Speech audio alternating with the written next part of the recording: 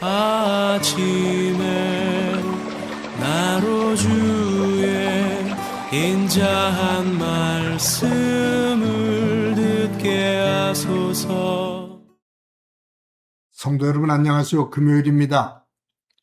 오늘도 하나님의 사랑이 여러분들의 삶의 자리에 가득하기를 간절히 소망합니다. 말씀한 것 봅니다. 마태복음 13장 18절부터 30절까지의 말씀을 봉독해 드립니다. 그런즉 씨 뿌리는 비유를 들으라. 아무나 천국 말씀을 듣고 깨닫지 못할 때에는 악한 자가 와서 그 마음에 뿌려진 것을 빼앗나니 이는 곧 길가에 뿌려진 자요. 돌밭에 뿌려졌다는 것은 말씀을 듣고 즉시 기쁨으로 받되 그 속에 뿌리가 없어 잠시 견디다가 말씀으로 말미암아 환난이나 박해가 일어날 때에는 곧 넘어지는 자요. 가시떨기에 뿌려졌다는 것은 말씀을 들으나 세상의 염려와 재물의 유혹에 말씀이 막혀 결실하지 못하는 자요. 좋은 땅에 뿌려졌다는 것은 말씀을 듣고 깨닫는 자니 결실하여 어떤 것은 100배, 어떤 것은 60배, 어떤 것은 30배가 되느니라 하시더라. 예수께서 그들 앞에 또 비유를 들어 이르시되 천국은 좋은 씨를 제 밭에 뿌린 사람과 같으니 사람들이 잘 때 그 원수가 와서 곡식 가운데 가라지를 덧뿌리고 갔더니 싹이 나고 결실할 때 가라지도 보이거늘 집 주인의 종들이 와서 말하되 주여 밭에 좋은 씨를 뿌리지 아니하였나이까? 그런데 가라지가 어디서 생겼나이까? 주인이 이르되 원수가 이렇게 하였구나. 종들이 말하되 그러면 우리가 가서 그것을 뽑기를 원하시나이까? 주인이 이르되 가만두라. 가라지를 뽑다가 곡식까지 뽑을까 염려하노라. 둘 다 추수 때까지 함께 자라게 두라. 추수 때에 내가 추수꾼들에게 말하기를 가라지는 먼저 거두어 불사르게 단으로 묶고 곡식은 모아 내 곡간에 넣으라 하리라. 아멘. 오늘 본문 내용은 예수님께서 천국을 비유로 말씀하신 두 번째 비유 이야기입니다. 제목을 알곡과 가라지 비유라고 붙일 수 있습니다. 농부가 종들을 시켜서 밭에 좋은 씨를 뿌렸습니다. 그런데 원수들이 밤에 몰래 그 밭에 가라지를 뿌렸습니다. 싹이 나고 자라다 보니까 나중에 알곡과 가라지가 같이 자라고 있는 상황이 됩니다. 그때 종들이 그 밭에 곡식과 함께 가라지가 성장하는 것을 발견하고 주인에게 쫓아옵니다. 주인님, 우리가 좋은 그 씨를 뿌리지 않았습니까? 그런데 좋은 알곡과 함께 가라지들이 자라고 있습니다. 라고 말합니다. 주인이 하는 말이 원수가 우리 몰래 가라지를 뿌렸구나 라고 말을 해요. 종들이 우리가 가라지를 다 뽑아버릴까요? 라고 묻죠. 주인은 말합니다. 내버려둬라. 지금 가라지를 뽑다가는 알곡까지 같이 뽑히는 상황이 된다. 가만히 두었다가 추수 때가 되면 추수꾼들에게 알곡은 알곡대로 모아서 곡간에 넣어두고 가라지는 가라지대로 묶어서 나중에 아궁이에 땔감으로 쓰도록 묶어두라고 말하게 될 거다. 그때 가서 구분하게 된다라고 말합니다.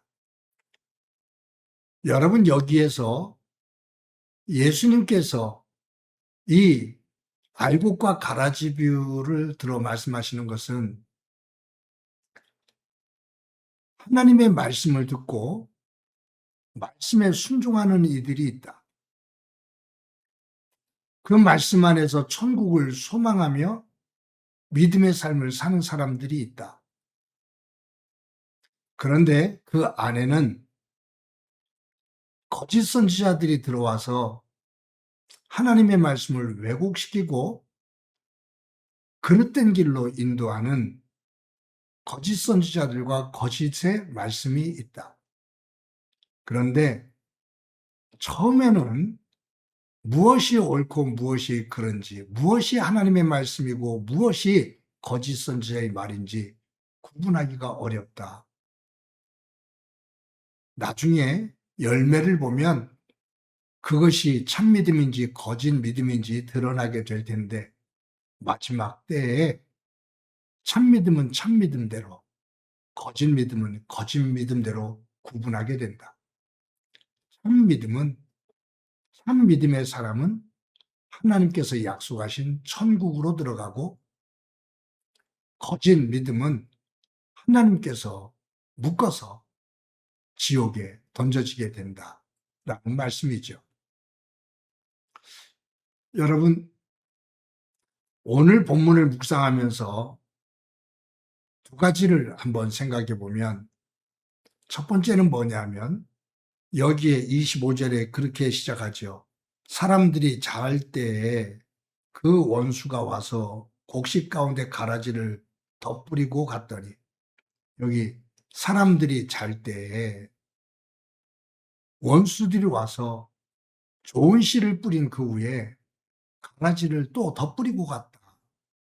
근데 여기에 무엇이 강조되냐면 사람들이 잘 때에라는 거예요. 이 말씀을 통해서 한 가지 우리에게 경고하시는 말씀이라고 느낄 수가 있습니다. 깨어 있어라 그 말이에요. 영적으로 잠자지 말고 깨어 있어라. 영적으로 잠자고 영적으로 나태해지면 원수가 들어와서 무슨 짓을 해도 깨닫지를 못한다. 사탄이 들어와서 온갖 그 엉뚱한 일을 하고 나쁜 영적인 씨를 뿌려도 그것을 깨닫지를 못한다. 깨어 있어라 그 말이에요.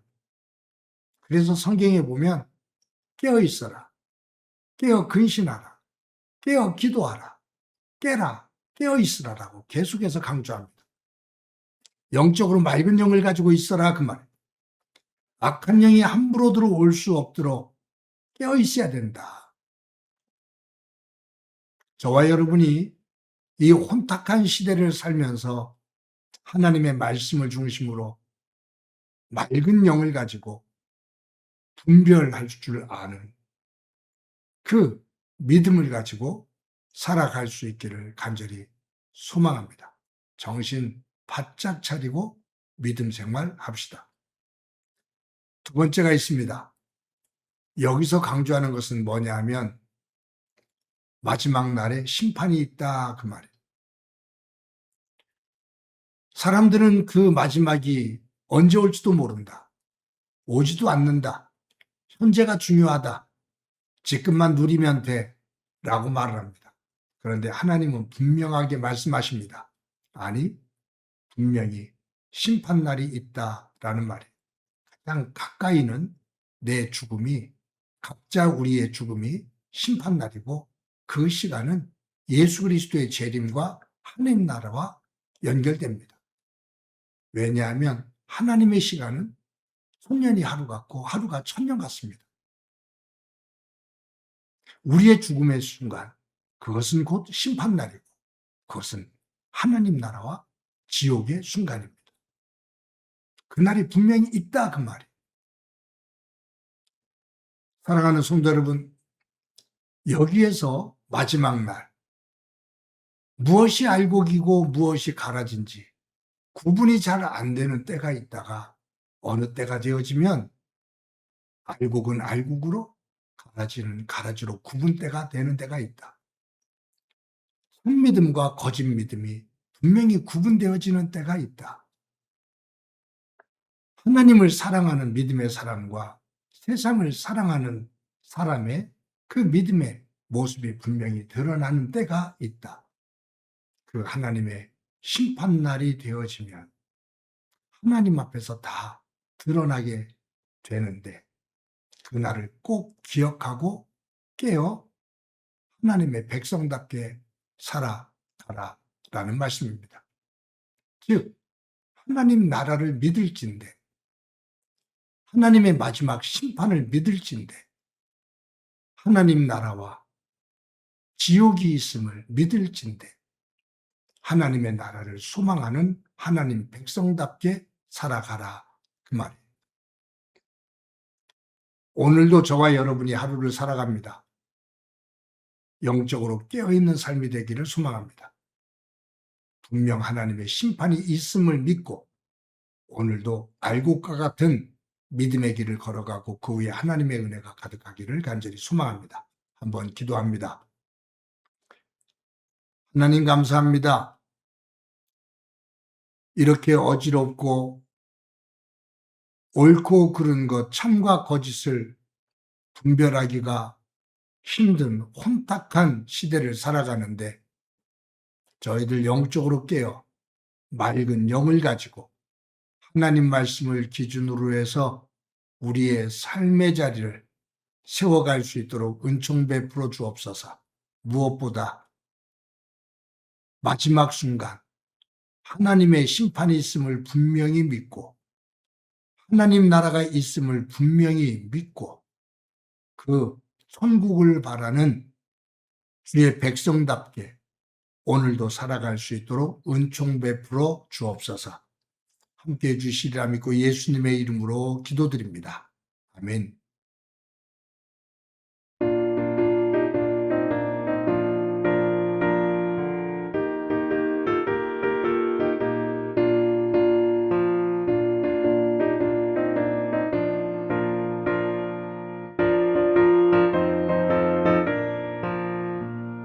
주님 약속하신 말씀 위에서 영원토록 주를 찬송하리라. 소리 높여 주께 영광 돌리며 약속 믿고 굳게 서리라.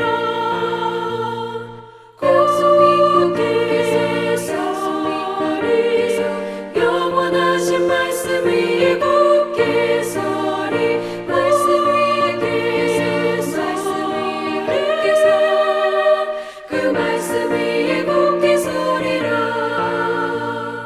주님 약속하신 말씀 위에서 세상 염려 내게 엄습할 때에 용감하게 힘써 싸워 이기며 약속 믿고 굳게 서리라.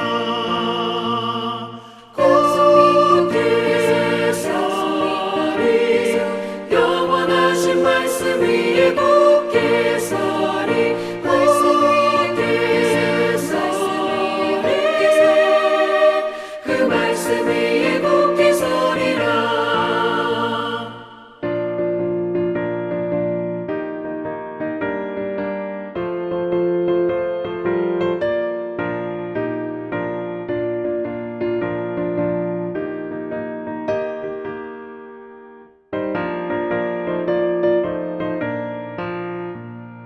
주님 약속하신 말씀